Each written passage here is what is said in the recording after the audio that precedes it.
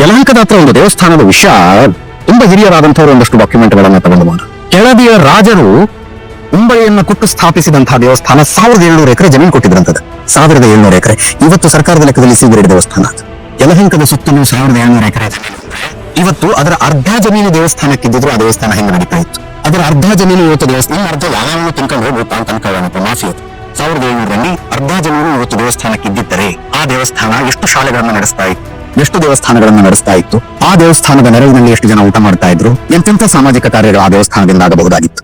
ಇವತ್ತು ಆ ದೇವಸ್ಥಾನಕ್ಕೆ ದೇವರ ಮುಂದೆ ಹಚ್ಚುವ ದೀಪದ ಎಣ್ಣೆ ಮತ್ತು ಬತ್ತಿಯನ್ನು ಸರ್ಕಾರದಿಂದ ಕೊಡಬೇಕು, ಯಾಕಂದ್ರೆ ಊಟವಿಲ್ಲ, ರಕ್ಷಣೆ ಬರೋದಿಲ್ಲ ಅಂತ. ಇದರ ಬಗ್ಗೆ ವಾದ ಮಾಡ್ತಾ ಇದ್ರೆ ಧರ್ಮಸ್ಥಳ ಯಾವ ಗೌರ್ಮೆಂಟ್ಗೆ ತಗೋತಾರೆ ಅಂತ ಮಾತಾಡೋರು ಇದ್ದಾರೆ.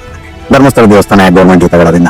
ಚಾಮುಂಡೇಶ್ವರಿ ದೇವಿಗೆ ಮೈಸೂರು ಮಹಾರಾಜರು ಕೊಟ್ಟಂತಹ ಜಮೀನಿನಲ್ಲಿ ಎಷ್ಟು ಜಮೀನು, ಎಷ್ಟು 100 ಎಕರೆ ಜಮೀನು ಮೂಡಾಗ್ ಹೋಗಿ ಮೂಡಾದಿಂದ ಸೈಟ್ಗಳಾಗಿ ರಾಜಕಾರಣಿಗಳ ಪರ್ಸನಲ್ ಖಾತೆಗಳ ಸೈಟ್ಗಳು ಹೊಂದಿದ್ದಾರೆ. ಲೆಕ್ಕ ಇದೆಯಾ? ಮೂಡಾ ಹಗರಣದ ಬಗ್ಗೆ ಓದಿದ್ವಲ್ಲ ಒಂದಷ್ಟು ದಿವಸ, ನೋಡಿದ್ವಲ್ಲ ಒಂದಷ್ಟು ದಿವಸ. 100 ಎಕರೆ ಜಮೀನನ್ನು ತಾಯಿ ಚಾಮುಂಡೇಶ್ವರಿಯ ಸೇವೆಗಾಗಿ ಅಂತ ಒಡೆಯರು ಮೀಸಲಾಗಿಟ್ಟು ಅದರಿಂದ ಬಂದ ಆದಾಯ ಎಲ್ಲವೂ ದೇವಸ್ಥಾನಕ್ಕೆ ಹೋಗಬೇಕು ಅಂತ ಮಾಡಿಟ್ಟಿರ್ಲಿಲ್ವಾ? ನೀವು ದೇವಸ್ಥಾನದಲ್ಲಿ ಬರುವ ಹುಂಡಿಯ ಲೆಕ್ಕ ಕೇಳ್ತೀರಿ ಅನ್ನೋದಾದ್ರೆ ಈ ಸಮಾಜ 100 ಎಕರೆ ಜಮೀನಿನ ಲೆಕ್ಕ ಕೇಳಬೇಕು, ಕೇಳಬಾರದು. ಆ ಜಾಗೃತಿ ಯಾವತ್ತು ಬರುತ್ತೋ ಆವತ್ತು ಧರ್ಮ ಮತ್ತು ದೇಶ ಎರಡು ಇನ್ನಷ್ಟು ಗಟ್ಟಿ ಆಗ್ತದೆ.